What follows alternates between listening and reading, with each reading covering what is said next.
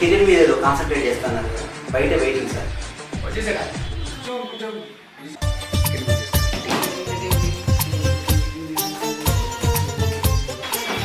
Sir career గారు పాపం చాలాసేపు కొంచెం వెయిట్ చేస్తున్నారు సార్, మీరు కొంచెం వస్తే. కెరియరా? కెరియర్ అంటే మనం బాగా కావాల్సిన రోయ్, వెయిట్ చేయమని.